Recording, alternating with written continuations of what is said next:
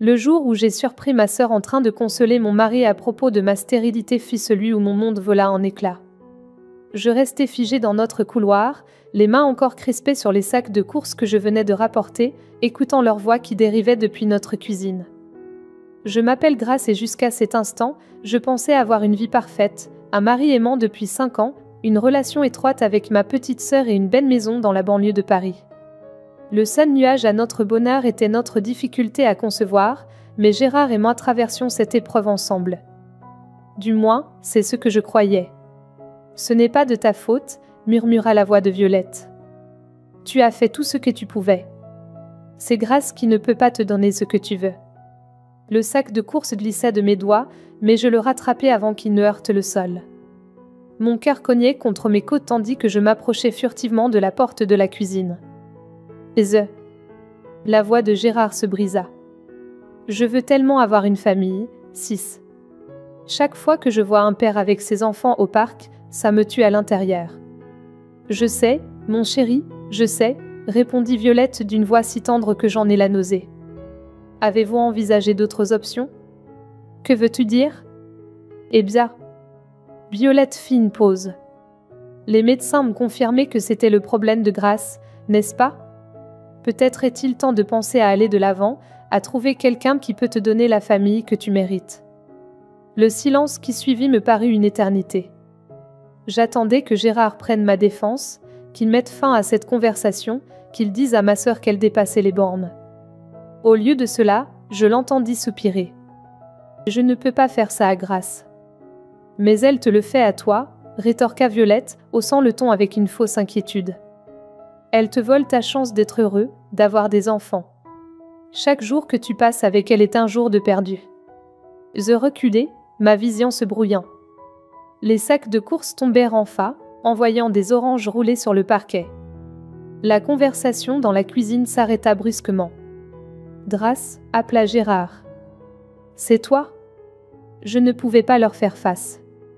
Pas maintenant. Je me retournai et m'enfuis par la porte d'entrée, ignorant leurs appels derrière moi.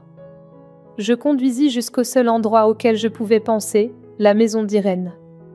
Ma meilleure amie jeta un coup d'œil à mon visage et m'attira à l'intérieur. Que s'est-il passé? Je m'effondrai sur son canapé, les mots jaillissant entre mes sanglots. Il complote contre moi, Irène. Ma propre sœur, mon mari. Doucement, dit Irène en s'asseyant à côté de moi, tenant mes mains. Raconte-moi tout. Alors je lui racontai tout. Les traitements de fertilité, comment chaque test de grossesse négatif était comme un coup de poignard dans mon cœur, comment Gérard s'était éloigné ces derniers mois, et comment Violette passait de plus en plus de temps chez nous, toujours là pour nous soutenir dans nos difficultés. Quelque chose cloche, dit Irène après que j'eus fini. As-tu vu ces rapports médicaux toi-même? Ceux qui disent que tu es le problème? Je secouai la tête. Gérard s'occupe toujours de la paperasse médicale. Il dit que ça me stresse trop. Appelle ton cabinet médical maintenant, dit Irène en me tendant son téléphone. Demande des copies de tout. Mes mains tremblaient en composant le numéro. 10 minutes plus tard, je raccrochai, le visage pâle. Alors, demanda Irène. Ils ont dit qu'ils n'avaient jamais fait ces tests sur moi. Ceux que Gérard m'a montrés. Ils n'existent pas dans leur dossier. Le visage d'Irène se durcit. Grace, je pense que tu dois faire quelques recherches. Ça ne colle pas. Plus tard dans la soirée, je me forçai à rentrer chez moi. Gérard m'attendait dans le salon, faisant les 100 pas. Où étais-tu passé? J'étais mort d'inquiétude. Il se précipita pour me serrer dans ses bras, mais je reculai. J'avais besoin de prendre l'air, dis-je, observant attentivement son visage. Après avoir fait tomber ses courses. Il se détendit légèrement. Combien en as-tu entendu? Assez, répondis-je, ma voix étrangement calme. Où est Violette? Elle est partie, dit-il en passant une main dans ses cheveux. Écoute, Drace, elle essayait juste d'aider. Aider qui, Gérard? Ma voix était d'un calme inquiétant. Toi ou elle-même? Avant qu'il ne puisse répondre, son téléphone vibra. J'aperçus l'écran, le nom de Violette avec un émoji cœur à côté. Gérard retourna rapidement le téléphone face contre table. Je suis fatigué, dis-je en me dirigeant vers les escaliers. Je vais me coucher. Cette nuit-là, je restais éveillé, fixant le plafond tandis que Gérard dormait à côté de moi. Par la fenêtre de notre chambre, je vis sa voiture quitter notre allée à 2 heures du matin. 20 minutes plus tard, je passais devant l'immeuble de Violette. La voiture de Gérard était garée devant. Parfois, les vérités les plus douloureuses surgissent au cœur de la nuit, quand le monde est assez silencieux pour entendre son cœur se briser. Mais alors que je rentrais seul chez moi, quelque chose d'autre s'éveilla en moi, quelque chose de plus dur et de plus froid que le chagrin. Quelque chose qui murmurait le mot justice. Le lendemain matin, j'appelai pour me faire porter malade au travail et j'attendis que Gérard parte. Dès que sa voiture disparut au coin de l'arrêt, je commençai mes recherches. Notre bureau à domicile renfermait 5 ans de souvenirs et de secrets. Allez, marmonnai-je en fouillant dans les tiroirs du bureau de Gérard. Où sont ses rapports médicaux? Le tiroir du bas était verrouillé. Je me souvins de la clé de rechange que Gérard gardait scotchée sur son bureau, une habitude de ses années d'étudiant distrait. Mes mains tremblaient en la récupérant. À l'intérieur, je trouvais un dossier Manila étiqueté « clinique de fertilité ». Les documents semblaient officiels au premier coup d'œil, mais quelque chose clochait. Je pris des photos et les envoyai par SMS à Irène. Mon téléphone sonna presque immédiatement. Grâce, regarde l'entête, dit Irène sans préambule. L'adresse de la clinique est fausse. Je viens de vérifier sur leur site web. Plat. Et la signature du médecin? Le docteur Harrison a pris sa retraite il y a 2 ans. Ces documents sont des faux. La pièce se mit à tourner. Je m'agrippai au bord du bureau pour me stabiliser. Comment Gérard aurait-il même pu? Irène me coupa. Violette ne travaille-t-elle pas dans une imprimerie? Les pièces s'assemblèrent. Je me souvins de Violette se vantant de ses compétences en design graphique, de sa capacité à reproduire parfaitement n'importe quel document. Sur le moment, je pensais qu'elle était simplement fière de son travail. Mon téléphone vibra avec un autre appel. Gérard. Je le rejetai et envoyai un SMS. Je travaille pendant le déjeuner, on se parle plus tard. Je fouillai plus profondément dans le tiroir et trouvai un petit carnet. À l'intérieur se trouvaient des dates, des heures et des lieux, tous des rendez-vous entre Gérard et Violette remontant à plusieurs mois. Certaines entrées avaient de petits cœurs dessinés à côté. Irène, dis-je d'une voix étranglée. J'ai besoin que tu viennes tout de suite. Elle arriva 15 minutes plus tard avec du café et de la détermination. Nous passâmes l'heure suivante à tout documenter, les faux rapports médicaux, les rencontres secrètes, les virements bancaires suspects vers le compte de Violette étiqueté « frais de consultation ». Regarde ça, dit Irène en pointant un reçu. Gérard a fait ses propres tests de fertilité dans une clinique différente il y a 3 mois. J'appelai la clinique, prenant ma voix la plus professionnelle. Bonjour, ici le cabinet du docteur Walker.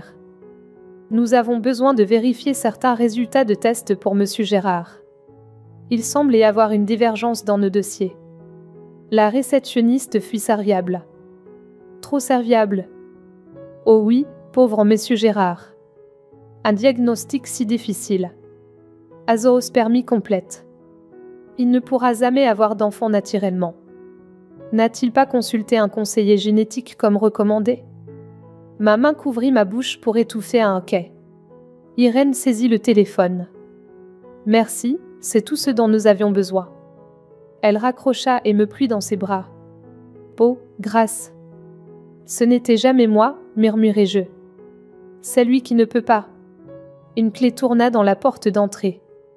Gérard était rentré plus tôt. Vite, siffai-je, remettant tout dans le tiroir. Nous avions à peine atteint la cuisine quand Gérard entra. Il s'arrêta net en voyant Irène. Que se passe-t-il? Déjeuner entre filles, dit Irène avec désinvolture. Drace avait besoin de compagnie puisque tu as été si occupée dernièrement. Le téléphone de Gérard sonna. Il le vérifia et je captai cette lueur familière de culpabilité dans ses yeux. Je dois gérer quelque chose au travail, dit-il. Ne m'attendez pas pour les dîners. Après son départ, Irène saisit mes épaules. Tu as besoin d'un avocat. Maintenant. Je connais quelqu'un, dis-je doucement. Jérémy, de l'université. Il est spécialisé en droit de la famille. Jérémy accepta de nous rencontrer cet après-midi-là dans son bureau du centre-ville. J'étalai tout ce que nous avions trouvé. C'est substantiel, dit Jérémy en examinant les preuves. Les documents médicaux falsifiés à Hosel sont criminels. Mais Grace, il y a autre chose que tu devrais savoir. Il afficha un document juridique sur son ordinateur. Ton mari avait d'un fonds fiduciaire qui ne s'activerait que lorsqu'il aurait son premier enfant. On parle d'une somme importante. Des millions. Alors c'est pour ça. Les caisses continuaient de s'assembler. Ils avaient besoin que tu penses que tu étais le problème, dit Irène. Pour que tu t'écartes volontairement. Jérémy se pencha en avant. Grace, tu as des options. Nous pouvons demander le divorce immédiatement, tout exposé. Non, dis-je, une idée se forma.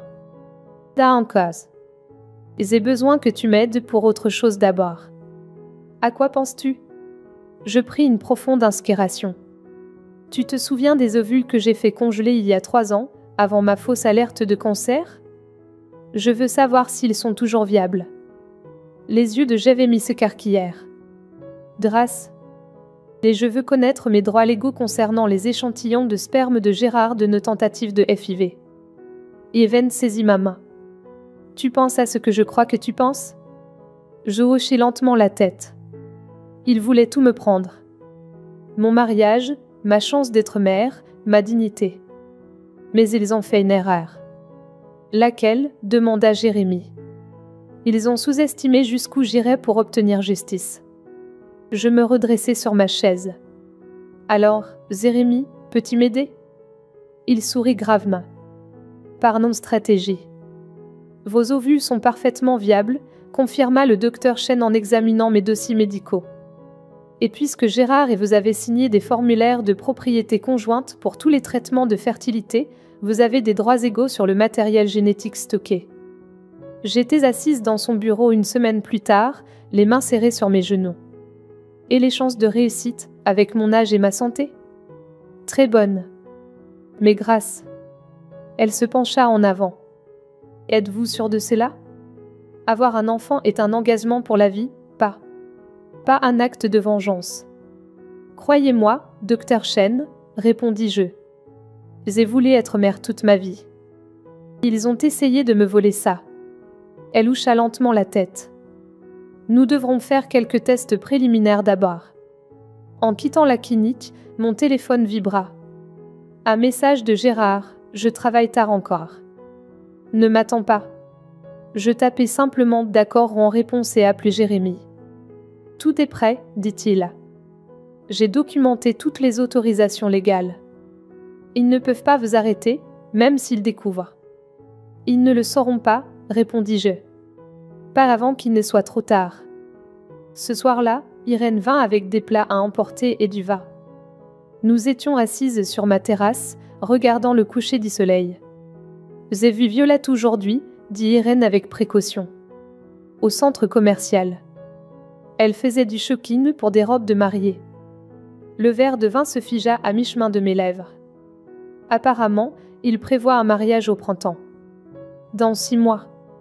Je reposai mon verre. Timing parfait. Grace. Even toucha mon bras. Es-tu absolument sûr de cela? Avoir un bébé, ce n'est pas quelque chose que tu peux défaire. J'ai eu ma première consultation FIV ce matin, dis-je. Le docteur Chen pense que nous pourrions commencer le processus la semaine prochaine. Bien. Je veux dire. J'ai demandé à ce qu'elle soit discrète. Pour tout le monde, je suis juste une femme célibataire utilisant un donneur de sperme. Je réussis un petit sourire. Techniquement, ce n'est même pas d'un mensonge. Le téléphone d'Irène sonna. Elle le vérifia et son visage s'assombrit. Tu dois voir ça. C'était un post sur les réseaux sociaux de Violette, une photo de sa main portant une énorme bague de fiançailles, avec la légende « J'ai dit oui à l'éternité avec mon âme sœur ». Parfois, l'amour emprunte des chemins inattendus pour trouver sa vraie destination. Des chemins inattendus, ris-je amèrement. C'est comme ça qu'elle appelle ça? Il y a plus. Even fit défiler l'écran. Elle raconte aux gens que tu as abandonné Gérard parce que tu ne pouvais pas gérer les problèmes de fertilité. Mes mains tremblaient en atteignant la bouteille de vin. Bien sûr qu'elle fait ça. Le lendemain matin, je rencontrai à nouveau Jérémy. Son bureau ressemblait à une salle de guerre, avec des documents étalés sur son bureau. J'ai tout mis en place, dit-il. Comptes bancaires séparés, documentation de leur liaison, preuve des faux documents médicaux. Quand le moment viendra, ils ne sauront pas ce qui les a frappés. Et la clinique de fertilité? Tous les papiers sont en ordre. Ils ne peuvent pas légalement informer Gérard de quelque procédure que ce soit. Je sortis mon téléphone, lui montrant l'annonce des fiançailles. Il se marie dans 6 mois. Les sourcils de Jérémy se levèrent. C'est ambitieux. C'est parfait, dis-je. D'ici là, je serai prête. Drasse. Jérémy posa son stylo. En tant que ton avocat et ami, je dois te demander, quel est ton but final ici? Je croisai son regard. La justice. La vérité. Et la famille qu'ils ont essayé de me convaincre que je ne pouvais pas avoir. Plus tard ce jour-là, je me rendis à la clinique de fertilité pour ma première injection d'hormones. Pendant que l'infirmière préparait la piqûre, je pensais à toutes les fois où je l'avais fait avant, avec Gérard tenant ma main, tous deux pleins d'espoir. Maintenant, j'étais assise seule, mais je me sentais en quelque sorte plus forte. C'est fait, dit l'infirmière gaiement. Rappelez-vous, pas d'activité physique intense pendant les prochains jours. Cette nuit-là, Gérard rentra tard à nouveau. Je fis semblant de dormir quand il se glissa dans le lit, sentant le parfum signature de Violette. Mon téléphone s'alluma avec un message du docteur Chen. Premier scan folliculaire prévu pour jeudi. Ça a l'air bon jusqu'ici. Je me tournai, m'éloignant de la forme endormie de Gérard, et tapai en réponse « J'y serai ». Les semaines suivantes passèrent dans un flou de rendez-vous chez le médecin et d'injections d'hormones. Je disais à Gérard que je prenais des cours de yoga, que je rejoignais un club de lecture, n'importe quoi pour expliquer mes absences. Il remarquait à peine, absorbé par sa romance secrète avec ma sœur. « Votre corps répond parfaitement », dit le docteur Chen lors d'un contrôle. Le prélèvement d'ovules devrait avoir lieu la semaine prochaine. Et ensuite, elle sourit. Ensuite, nous les fertilisons avec les échantillons stockés et nous attendons. Êtes-vous prête pour la possibilité de naissance multiple? Avec vos chiffres, nous devrons peut-être implanter plusieurs embryons. Je pensais à Gérard et Violette planifiant leur vie parfaite ensemble, pensant qu'ils avaient gagné. Je suis prête à tout, dis-je. Quoi qu'il en coûte. Le docteur Chen prit quelques notes dans mon dossier. Dans ce cas, programmons le prélèvement pour lundi. En quittant la clinique, je touchai doucement mon ventre. Bientôt, pensai-je. Bientôt, ils apprendront que le karma ne fait pas que revenir. Parfois, ils se multiplient. Triplé, annonça le docteur Chen, pointant l'écran de l'échographie. Les 3 embryons ont pris. Voyez ces 3 forts battements de cœur. J'étais allongé sur la table d'examen, des larmes coulant sur mon visage alors que je regardais les minuscules battements sur le moniteur. Après toute cette tromperie, toute cette douleur, voici mon miracle, multiplié par 3. Je vais vous laisser un moment, dit doucement le docteur Chen en sortant de la pièce. Je sortis mon téléphone et envoyai un message à Irène. 3. J'attends 3 bébés. Sa réponse fut immédiate, OMG j'arrive avec de la glace. Quand je rentrai à la maison, Gérard était parti. Une autre note, voyage d'affaires de week-end avec les associés. De retour dimanche. Je savais qu'il était en réalité dans une escapade romantique avec Violette. Ils étaient devenus plus audacieux dernièrement, ne cherchant même plus à cacher leur rendez-vous. Even arriva avec 3 pots de glace, un pour chaque bébé. Je vais devenir si grosse, ris-je, montrant déjà à 12 semaines. Tu vas te faire prendre si tu restes ici, dit-elle soudainement sérieuse. Tu ne peux pas casser 3 bébés pour toujours. Désasiévé. Je tapotai la pile de papier sur ma table basse. Jérémy m'a trouvé une maison à Neuilly. Je déménage la semaine prochaine. Et Gérard? J'ai laissé les papiers du divorce sur son bureau ce matin. J'ai cité des différends irréconciliables. Il sera trop soulagé pour poser des questions. Le divorce fut prononcé rapidement, Gérard étant impatient de commencer sa nouvelle vie avec Violette. Il accepta toutes mes conditions. Il ne remarqua jamais la formulation soigneuse que Jérémie avait incluse concernant les droits sur le matériel génétique. 4 mois plus tard, je me déplaçais péniblement dans ma nouvelle maison, installant la nurserie avec l'aide d'Irène. 3 berceaux, s'émerveilla-t-elle en assemblant le dernier. « Tu es sûre que tu peux gérer ça toute seule ?»« Je ne suis pas sale, souris-je. »« J'étais, non. » Mon téléphone vibra. Un message de Jérémie, date du mariage fixé. 15 mai au Grand Hôtel. Timing parfait, marmonnai-je. Je serai prête. Les bébés arrivèrent 2 semaines plus tôt, par une nuit orageuse d'avril. 3 petites filles parfaites, Lys, Rose et Iris.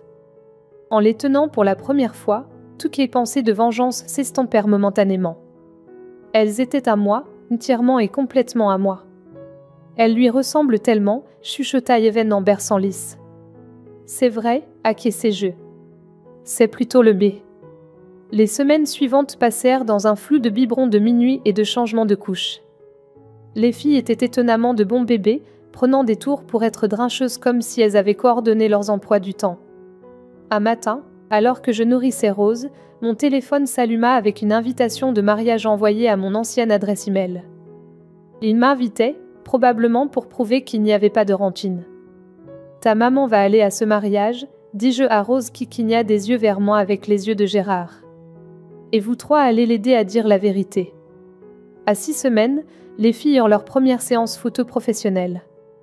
Pour la documentation, avait insisté Jérémie. Une preuve légale. C'est parfait, dit Jérémie en examinant les photos dans son bureau. La ressemblance est indéniable. Avez-vous vu les dernières nouvelles sur leur mariage ? Il afficha les réseaux sociaux de Violette. Elle avait posté sur des traitements de fertilité, mettant en place son histoire sur le fait de finalement donner à Gérard la famille qu'il méritait. Elle raconte à tout le monde qu'elle est enceinte, dit Jérémie. Dû pour décembre. Je ris. Eh bien, ça va être intéressant à expliquer. Ce soir-là, en berçant Iris pour l'endormir, je reçus un autre message de Gérard. Le premier depuis notre divorce. Violette m'a parlé de l'invitation au mariage. J'espère que tu viendras. Nous aimerions faire la paix. Je montrai le message à Irène qui faisait faire son roi à Lys. Serre la paix, ricana-t-elle. Plutôt montrer leur vie parfaite. S'ils savaient, souris-je en regardant ma fille dormir. S'ils savaient. Les semaines suivantes furent un tourbillon de préparatifs. Jérémie m'aida à rassembler toute la documentation, test ADN, dossier de la clinique de fertilité, preuve de l'état de Gérard, preuve de leur liaison et des faux documents médicaux. Êtes-vous prête pour ça ? Demanda-t-il en organisant les dossiers. Une fois que vous aurez fait ça, il n'y aura pas de retour en arrière. Je regardais mes filles, toutes les 3 faisant la sieste dans leur balançoire. Ils ont essayé de me convaincre que je ne pouvais pas être mère, que j'étais brisée. Ils doivent faire face à ce qu'ils ont fait et aux conséquences. Je touchais la minuscule main de Lys pendant qu'elle dormait. Parfois, la vérité c'est mal. Mais les mensonges font plus mal encore. Le mariage était dans 2 semaines. J'avais tout préparé, les documents, les photos, les tests ADN. Mais surtout, j'avais 3 magnifiques petites filles qui allaient transformer le mariage de leur père en une révélation de la vérité. Votre papa et votre tante pensaient qu'ils pouvaient tromper tout le monde, murmurai-je à mes filles endormies. Mais vous 3 êtes la preuve vivante de leurs mensonges. Et bientôt, tout le monde saura. Violette prévoit d'annoncer sa grossesse pendant les toasts de la réception, rapporta Irène, faisant défiler son téléphone. Elle avait maintenu une relation amicale sur les réseaux sociaux avec ma sœur, devenant notre source interne. Elle porte même une robe ample pour suggérer un body bump. J'ajustais le minuscule nœud de Rose pendant que Lys et Iris faisaient la sieste dans leur porte-bébé. Comme c'est prévenant de sa part de préparer la scène parfaite. Drasse. Irène posa son téléphone. Explique-moi le plan une dernière fois. La cérémonie commence à 14 h, dis-je en vérifiant mon propre planning. Ils feront des photos après, puis la réception commence à 17 h. Violette prévoit de faire son annonce pendant les toasts à 18 h. J'arriverai à 17h45. Jérémy sera déjà là en tant qu'invité, il apporte toute la documentation. La nounou des filles attendra avec elle dans le hall de l'hôtel jusqu'à ce que je lui envoie un message. Mon téléphone vibra. Un message de Jérémy, résultat des tests ADN certifiés par le laboratoire. Preuve irréfutable de paternité. La semaine précédant le mariage passa lentement. Je la passais à répéter mon discours, à préparer les tenues des filles et à m'assurer que chaque détail était parfait. La veille, je ne pus presque pas dormir. Maman va avoir besoin que vous soyez au meilleur de votre forme demain, dis-je à mes filles en leur donnant leur biberon du matin. Ça va être une grande journée. Isen arriva tôt pour m'aider à me préparer. Elle me fit enfiler une élégante robe bleu marine qui mettait en valeur mon corps post-grossesse. Toutes ces séances d'allaitement nocturne avaient fait fondre le poids de la grossesse plus vite que prévu. « Tu es magnifique », dit-elle en ajustant mes cheveux. Ils ne sauront pas ce qui les a frappés. La nounou, Sarah, arriva à midi. Nous l'avions spécifiquement engagée pour ce jour après des vérifications d'antécédents approfondies et plusieurs essais avec les filles. « Rappelez-vous, lui dis-je, attendez dans le hall avec les filles jusqu'à ce que je vous envoie un message. Si quelqu'un demande, vous les gardez pour un client de l'hôtel. » Compris, acquiesça Sarah, déjà familière avec notre plan. Ne vous inquiétez pas, elles seront parfaites. Mon téléphone s'alluma de messages tout l'après-midi. Jérémy, en position. La moitié de la ville est ici. Irène, la cérémonie vient de se terminer. Violette a l'air tellement suffisante. Jérémy, la réception commence. Tu es prête? Je vérifie mon reflet une dernière fois. Prête? Le grand hôtel se dressait devant moi, sa façade élégante masquant le drame sur le point de se dérouler à l'intérieur. J'envoyais un message à Sarah, préparer les cils. 20 minutes. La réception battait son plein quand j'entrais. Les têtes se tournèrent à mon passage, des murmures me suivant. J'aperçus Gérard et Violette à la table d'honneur, perdus dans leur propre monde. Jérémy apparaît à mes côtés, une enveloppe manila à la main. Tout est prêt. Le père de Violette est sur le point de commencer les toasts. Je me positionnai près du fond, regardant divers membres de la famille se lever pour féliciter l'heureux couple. Enfin, Violette se leva, une coupe de champagne à la main. Avant que quelqu'un d'autre ne parle, rayonna-t-elle, une main reposant sur son ventre, Gérard et moi avons une annonce à faire. Je sortis mon téléphone et envoyai un message à Sarah, maintenant. Les portes de la salle de bal s'ouvrirent. Sarah rentra avec la poussette triple, mes 3 magnifiques filles vêtues de robes blanches assorties. La salle devint silencieuse. J'ai aussi une annonce à faire, dis-je, ma voix portant à travers la foule stupéfaite. Gérard, Violette, je vous présente vos filles. Enfin, les filles de Gérard pour être précise. Le visage de Gérard devint pâle. Le verre de champagne de Violette glissa de sa main, se brisant sur le sol. C'est impossible, balbutia Gérard. Je ne peux pas avoir d'enfant. Je m'avançai, Jérémy à mes côtés avec les documents. C'est drôle comme tu n'as jamais parlé à Violette de ce diagnostic. De ta condition génétique. Comment tu l'as laissé me blâmer à la place? Des murmures parcourirent la foule. La mère de Violette se leva, fixant les bébés. Elle ressemble tellement à Gérard. Parce qu'elles sont les siennes, dis-je en prenant l'enveloppe de Jérémy. Les tests ADN le prouvent. Vous vous souvenez de tous ces traitements de fertilité que nous avons faits, Gérard? De tous ces échantillons que tu as fournis? Il s'avère qu'ils ont fonctionné après tout. Tu n'avais pas le droit, cria Violette, sa façade soigneusement construite se fissurant. En fait, j'en avais tout à fait le droit. Je tendis les documents juridiques au père de Gérard, un juge à la retraite. Vérifiez les papiers vous-même. Tout était parfaitement légal. Les invités se pressaient autour de la poussette, s'extasiant sur la ressemblance des filles avec Gérard. Sa mère tendit la main pour toucher la joue de Lys, les larmes aux yeux. Mais, Mais je suis enceinte, protesta faiblement Violette. L'as-tu vraiment? Je haussai un sourcil. Comme tu étais stérile? Comme ces dossiers médicaux que tu as falsifiés? Devrions-nous attendre 9 mois pour voir si c'est un autre mensonge? Gérard s'effondra sur sa chaise, la vérité le frappant enfin. Des triplés, murmura-t-il. Oui, souris-je en soulevant Rose de la poussette. Voudrais-tu rencontrer tes filles? Ou devrais-je dire, tes seuls enfants? Parce que nous savons tous les deux que tu n'en auras jamais d'autres. La salle explosa dans le chaos. Le maquillage de Violette coulait sur son visage alors qu'elle s'enfuyait de la pièce. Les parents de Gérard exigeaient des explications. Et au milieu de tout cela, mes 3 petites filles parfaites commencèrent à pleurer en parfaite harmonie, leurs cris résonnant à travers la réception de mariage détruite comme une symphonie de justice. Comment as-tu pu me faire ça? Violette émergea des toilettes, sa robe de mariée froissée, le mascara coulant sur ses joues. Ta sœur. Comment est-ce pu? Je berçai doucement Iris qui s'agitait.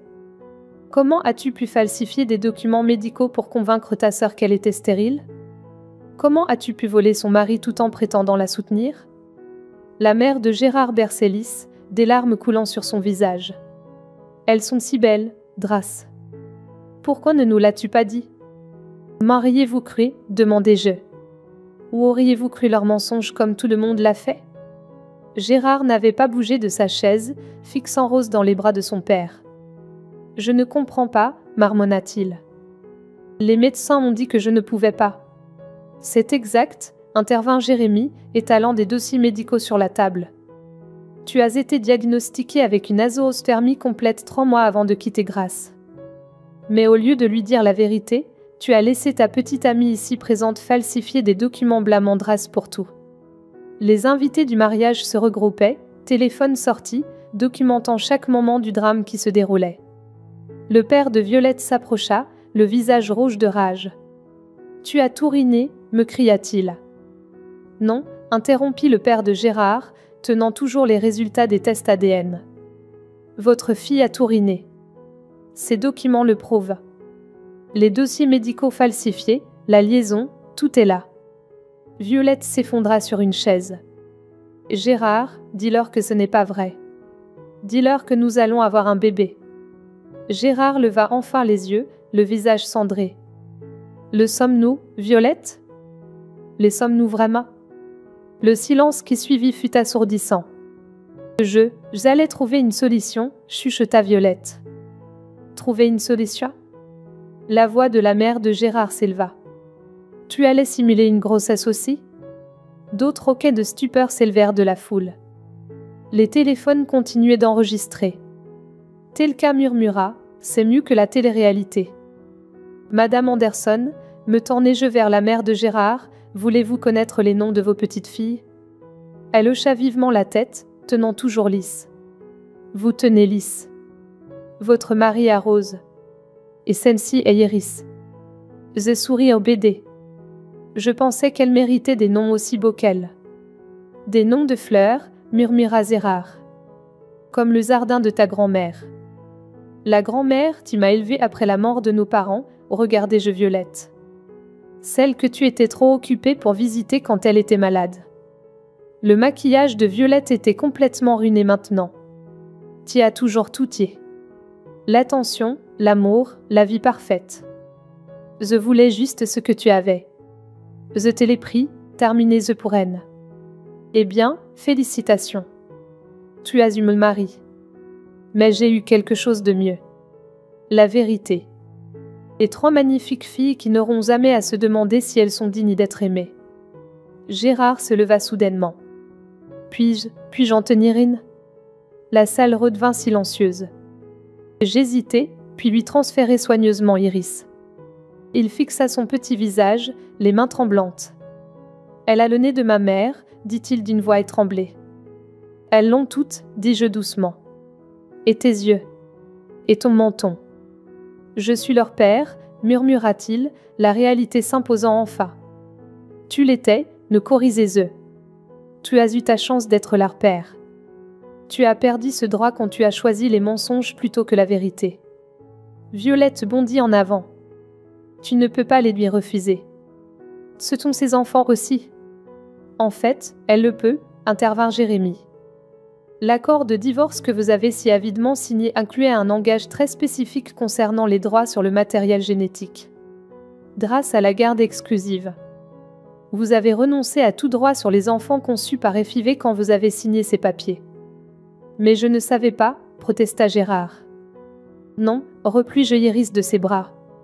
Tu ne savais pas parce que tu étais trop occupée à planifier ta nouvelle vie avec ma sœur pour lire ce que tu signais. Trop occupée à croire ces mensonges pour voir la vérité. La wedding planning apparut, se tordant nerveusement les mains. Devrais-je dire au groupe de commencer à jouer? Arzir parcourut la foule. La mère de Violette se leva. Ce mariage est terminé. Tout le monde, rentrez chez vous. Alors que les invités commençaient à partir, beaucoup s'arrêtèrent pour regarder les bébés, pour toucher mon bras en signe de soutien, pour lancer des regards noirs à Violette et Gérard. Leur mariage parfait était devenu le scandale parfait. Drace, m'appela Gérard alors que je me préparais à partir. S'il te plaît, puis-je faire partie de leur vie? Je le regardais vraiment pour la première fois depuis mon entrée dans la salle. L'homme que j'avais autrefois aimé, maintenant réduit à un étranger dans un smoking de mariée, mendiant les miettes de ce qui aurait pu être le sien. Tu sais quelle est la partie la plus triste, dis-je doucement. Si tu avais simplement été honnête sur ta condition, nous aurions pu y faire face ensemble. Nous aurions pu être une famille. Au lieu de cela, tu as choisi les mensonges. Je me tournai vers la nounou. Sarah, ramenons les filles à la maison. Alors que nous sortions de la réception de mariage ruinée, 3 bébés parfaits dormant paisiblement dans leurs poussettes, j'entendis le cri de Violette derrière nous. Zévar. Où vas-tu? Mais je ne me retournai pas. Certains chapitres doivent se terminer avant que de meilleurs ne puissent commencer. Les retombées frappèrent comme un tsunami. Au matin, des vidéos de la confrontation au mariage étaient devenues virales. Mon téléphone ne cessait de vibrer avec des messages de journalistes, de parents éloignés et d'inconnus offrant leur soutien. Tu es en tendance sur Twitter, annonça Irène en faisant défiler son téléphone tout en nourrissant Rose. Les gens tapaient l'hashtag Reine de la Vengeance. Génial, soupirai-je en changeant la couche de lisse. Juste ce que je voulais. La célébrité sur Internet. Ma sonnette retentit. À travers la caméra de sécurité, je vis la mère de Gérard debout sur mon perron, tenant ce qui ressemblait à un album photo. Dois-je la laisser entrer? Demanda Even. Zo hochit la tête. Elle mérite de connaître ses petites filles. Grâce. La mère de Gérard se précipita à l'intérieur, me serrant étroitement dans ses bras. Je suis tellement désolée. Nous n'avions aucune idée de ce qu'il te faisait. Elle posa l'album et alla immédiatement vers les bébés. Puis, bien sûr, dis-je en la regardant soulever doucement Iris de sa balançoire. J'ai apporté quelque chose. Elle fit un geste vers l'album. Les photos de bébé de Gérard. Je pensais que tu voudrais voir la ressemblance. Nous nous assîmes ensemble, feuilletant les pages pendant que les filles faisaient la sieste. Chaque photo montrait à quel point mes filles avaient fortement hérité des traits de leur père.